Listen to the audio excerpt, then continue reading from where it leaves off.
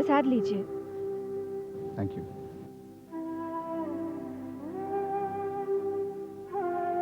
क्या सोच रहे हैं आप?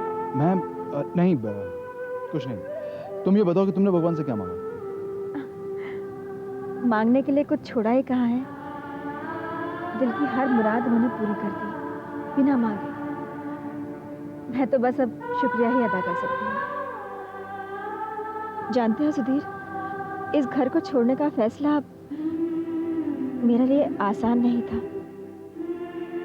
शादी के बाद एक औरत का वजूद उसका ससुराल होता है। जब एक औरत अपने ससुराल को छोड़कर अपने मायके जाती है तो अपने वजूद को नकार देती है।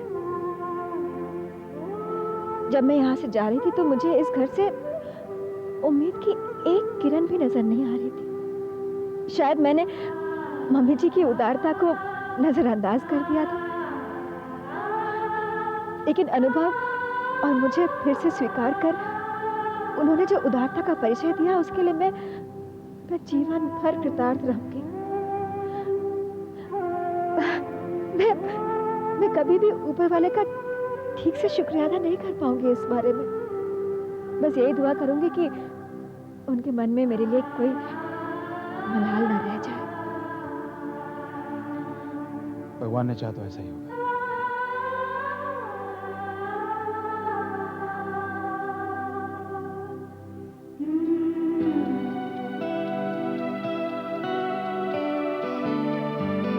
क्या हुआ?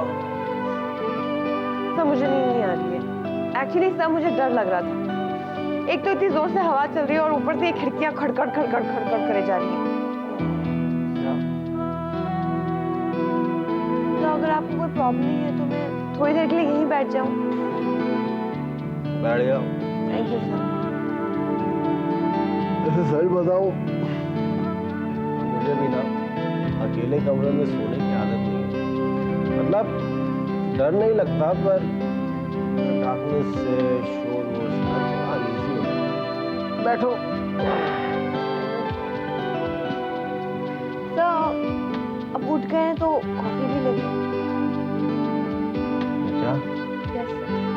टाइम क्या हो रहा है? तो 1:30। तुम पागल हो? No sir. दो कप कॉफी मंगा लो, मैं भी आता हूँ।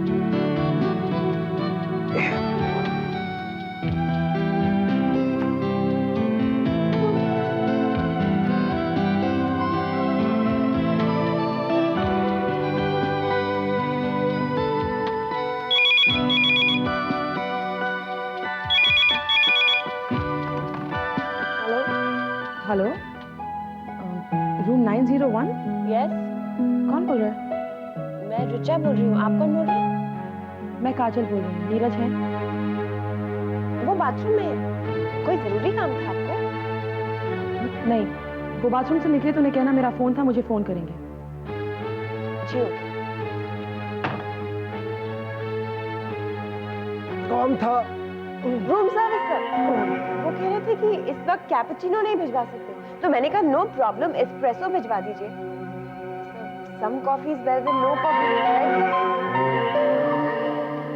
कौन सी बोली? एस्प्रेसो।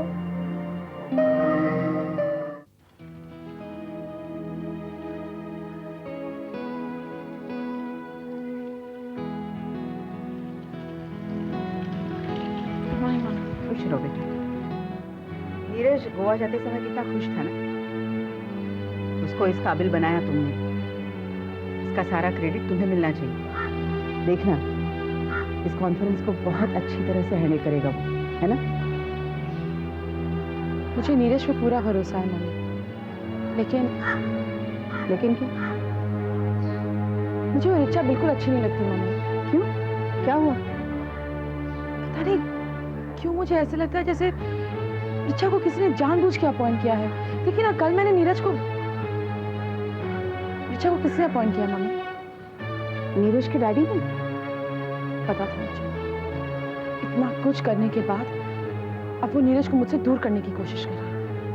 नहीं बेटा, वो ऐसा नहीं कर सकते। वो क्या कर सकते हैं ये आप अच्छी तरह से जानती हैं मम्मी। अगर तुम चाहती हो तो मैं जानने की कोशिश करूंगी। लेकिन बेटा एक बात कहूँ, नीरज के डैडी तुमसे बहुत खुश हैं। उन्होंने कितनी बार कहा है मुझे सराहना उनकी मजबूरी है, एक दिखावा है, और ये आप भी अच्छी तरह से जानते हैं।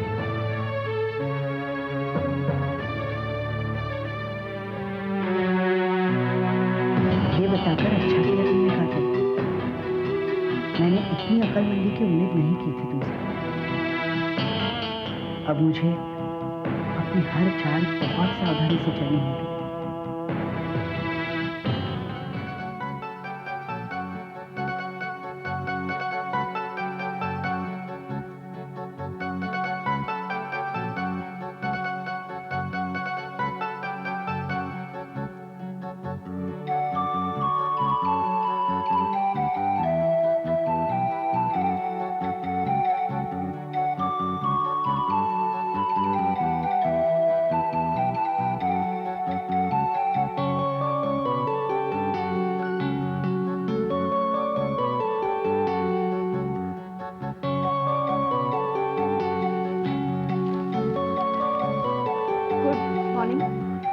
मॉर्निंग।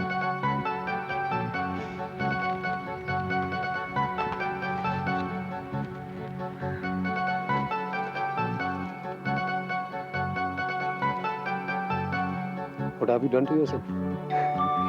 स्मार्ट आउटफिट है ना, बिल्कुल दीदी की तरह लग रही हूँ। Smart, young, confident working women. ये सब करने की जरूरत तो नहीं थी। क्यों? आपके ऑफिस में तो लड़कियां ऐसी ही तैयार होकर आती हैं। They are so much in control of themselves and the surroundings. भावना, अब मैं आपके साथ ऑफिस भी चल सकती हूँ, like a modern wife, जो अपने हस्बैंड के साथ कंधे से कंधा मिलाकर चल सकती है। क्यों? ऑफिस तो तुम मेरे साथ पहले भी चल सकती थी। ऑफिस चलने के लिए ये सब करने की जरूरत नहीं है। तो फिर आप मुझे पहले क्यों नहीं लेकर गए? तुमने कभी इंटरेस्ट ही शो नहीं किया ऑफिस चलने में। ईशान, हो सकता है कि आपको ऐसा लगा हो कि मैं एक बिजनेस वुमन की तरह स्मार्ट नहीं लगती।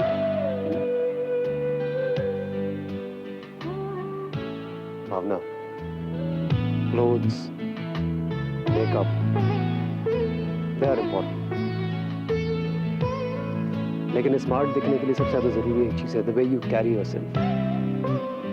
और तुम जिस तरीके से अपने आप को कैरी करती थी अपने पुराने स्टाइल में, मुझे तो नहीं लगता कि उसमें कोई भी प्रॉब्लम थी या कोई शॉर्टकमिंग थी। You were just fine. अच्छा तुम बताओ, तुम अपने आप को इन कपड़ों में ज्यादा कंफर्टेबल महसूस कर रही हो या अपने ओरिजिनल ड्रेसिंग स्टाइल में? Look, sweetheart, you're unique. ना कोई तुम्हारे जैसा है और ना हो सकता है. So there's no need for you to exchange your identity with that of anybody else. और मुझसे पूछोगे तो मैं तो ये कहूँगा मुझे वो पुरानी वाली भावना ज्यादा पसंद है. I think she was much more honest, sincere,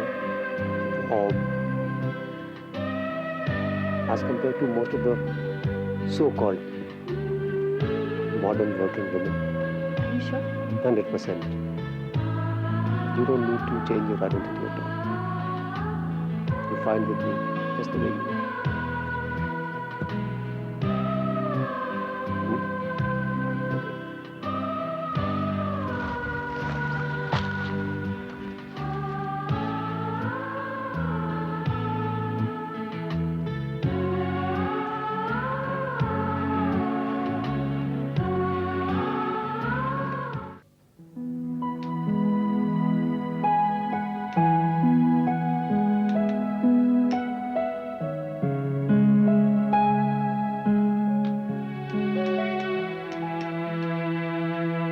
हाय शाम, चाय पियोगे?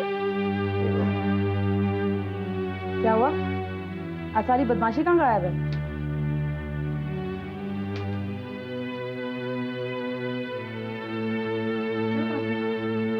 प्रॉब्लम है क्या? हाँ भाभी, क्या हुआ है? भाभी मैंने तूफान से बचने के लिए खिड़कियां बंद कर दी थी, लेकिन शायद ही मेरी ना समझी थी कि आज मेरे चारों तरफ कांच ही कांच है।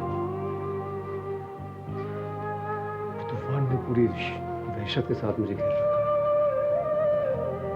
मुझे कुछ समझ में नहीं आ रहा क्या हुआ है। आपको याद है मेरी और भावना की शादी से पहले आपने मुझे कुछ खत जलाते हुए पकड़ा था। उनकी राख आज मुझसे फिर कुछ सवाल पूछ रही है। लेकिन उस राग का तुम्हारी इस जिंदगी से क्या संबंध है? कोई संबंध नहीं भाभी, लेकिन फिर भी वो राग मेरी जिंदगी पर काले पोतने बना माता। आपको मालूम है वो खत किसने लिखे थे?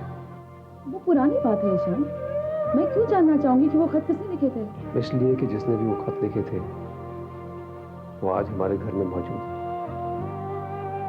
मेरी जिंदगी में मौजूद है, मेरे और भावना के रिश्ते के बीच में आने की कोशिश कर रही है। और वो कोई और नहीं, भावना की बड़ी बहन। समझ में नहीं आ रहा भाभी मैं क्या करूं। मैं कितनी भी कोशिश करूं वो नहीं मानती है। And the way she's behaving, I'm afraid भावना को पता जरूर चलेगा। बहुत अफसोस होगा उसे। Do you still care about her? Not at all, Bobby. Not now. And I don't think even she bothers. लेकिन शायद उसे मेरी और भावना की खुशी, मेरे और भावना के रिश्ते को सक्सेसफुल होना बर्दाश्त नहीं होता। वो शफीक है। मैं कितनी भी कोशिश करूं कि मैं उसे दूर कर दूं, वो भावना के भोलेपन का फायदा उठा के उसे मैनिपुलेट करके फिर नस्ल खाने की कोशिश करती है। मैं भावना के लिए डर रहा हूं बाबा।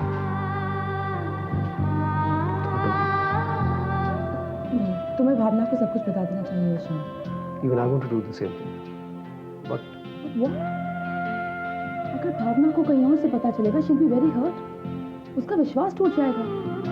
प्लीज ईशान, तुम इसी वक्त भावना को सब कुछ बता दो। are you sure?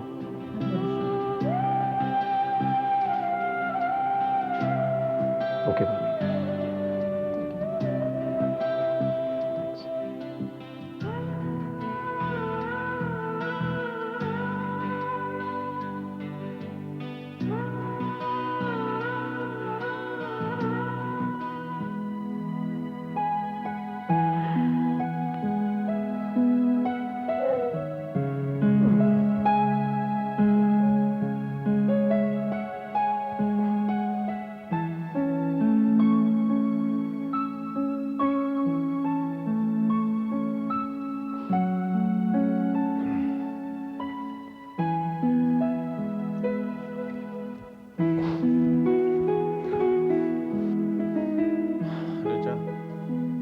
Good morning sir.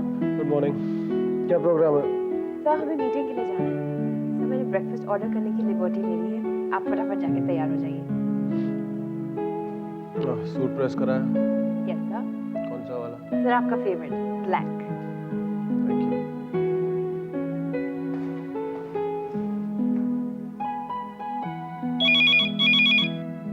Richa phone उठाना जरा। Yes sir.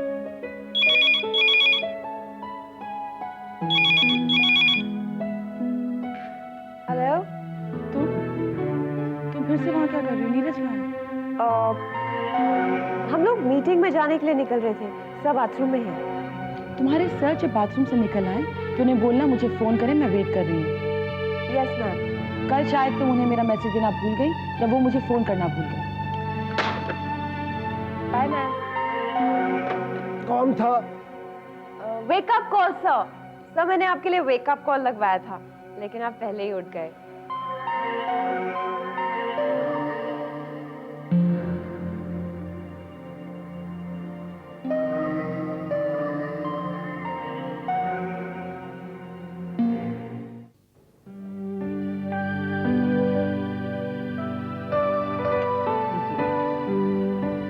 थैंक यू रेखा। क्या बात है, आज अचानक थैंक यू? हाँ रेखा, रेखा आज मैं बहुत खुश हूँ।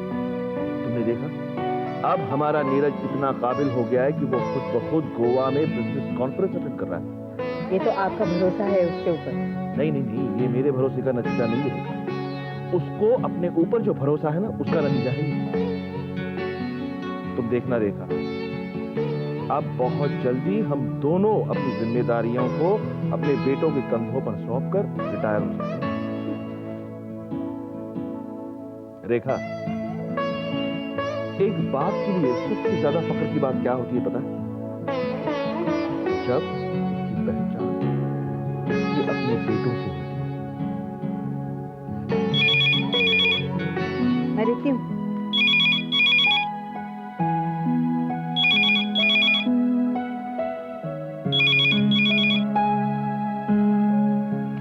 हेलो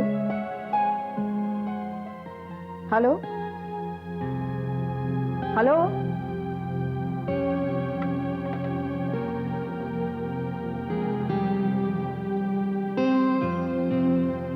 किसका फोन था?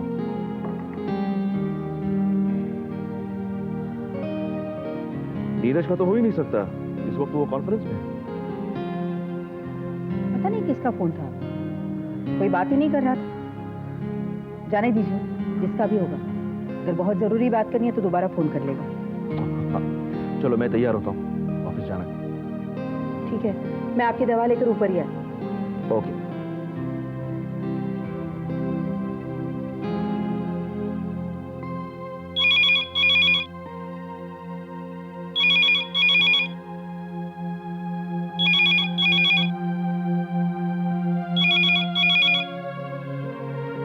हेलो।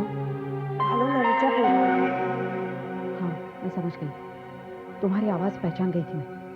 मैंने तुम्हें कितनी बार कहा कि यहाँ फोन मत किया करो। लेकिन मैम बात जरूरी है। बात जरूरी हो या बहुत जरूरी, यहाँ फोन करना ना तुम्हारे लिए सेफ है ना मेरे लिए। मेरी बात समझ में आ रही है कि नहीं? फोन हमेशा मैं ही किया करूंगी, समझी? जी मैम। और नीरज का ख्याल रख रही हो ना तुम? जी। और याद रख, आगे कभी भी यहाँ फोन मत करना, समझी?